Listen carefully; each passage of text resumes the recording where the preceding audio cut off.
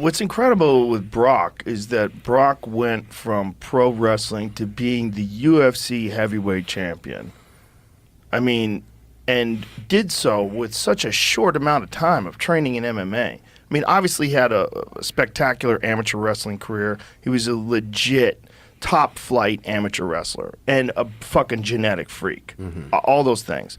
But to be able to make that transition to winning the fucking world title against a guy like Randy Couture, I don't think he gets enough credit for what I think a lot of people say. Oh, he was so big and he was this and that and he did steroids and there's all these excuses. Like, you don't understand what that guy did.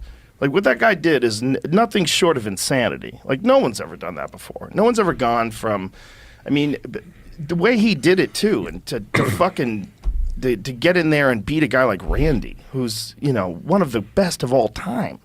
Like, Randy was a real pioneer, and Randy was still really at the top of his game back then.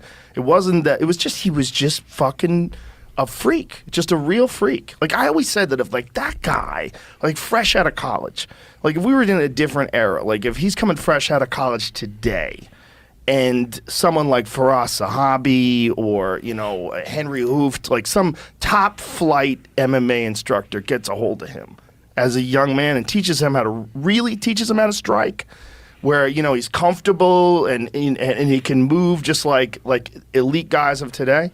Fuck. He would have been unstoppable. He would have been unstoppable. He's a monster, brother. He's a monster. He still is. Still is. So he's like the biggest genetic freak maybe I've ever seen in the sport. Me and my crew used to go to the Royal Rumbles for a few years back. Yeah. That's 30 people. One comes out every minute. And that's where you really see what a freak he is. Because it stands out amongst 30 other wrestlers. You can tell with 2, but with 30, and he comes in and he's flying. He's faster than the other people. He's stronger than the other people. It's the closest thing to it is like watching LeBron James play basketball. You're like, how does he move like that? He just got to the hoop in 2 steps, and that's what he's doing in the wrestling ring. You ever see his NFL combine numbers? He had like legit top flight combine numbers, like ridiculous numbers. See if you can pull those up, because just a fucking freak, man.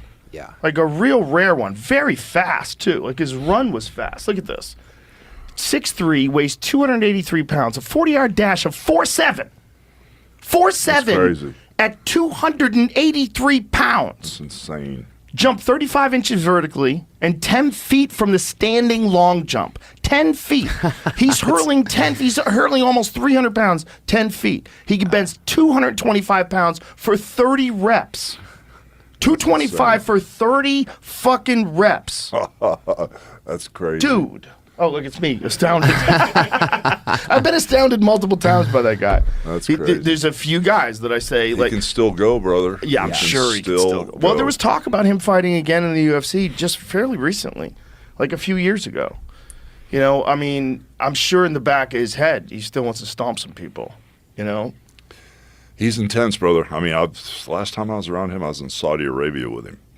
You know, he's real intense. You know, he hasn't changed a bit. I mean, the guy went from, he goes and fights Frank Mir, who's a former UFC heavyweight champion, you know, like right into the top of the food chain, gets leg locked, comes back and beats Frank Mir in the rematch, just beats the shit out of him. I mean, he was the real deal, man. And a lot of people don't give him enough credit. And then there was the problem with the diverticulitis, so he had to get a long section of his intestine removed, I believe. I believe it was in his intestine. Well, he eats everything that he hunts. That's the deal. Yeah. You know, so he's always out hunting stuff. I don't know how you get diverticulitis. Anthony Bourdain told me it's a real mystery because you could actually get it from a seed. Like a seed could get stuck. He goes, it's not just like people say, oh, he ate too much meat. That's not necessarily the case. He said there's a lot of things that could have happened. But either way, so he has that, and then he comes back and fights Alistair during the Juicy Juice days when Alistair was on everything known to man. Yeah. Wow. I think he just got kicked in that spot, right? Exactly. Is that what happened? By a K1 Grand Prix champion.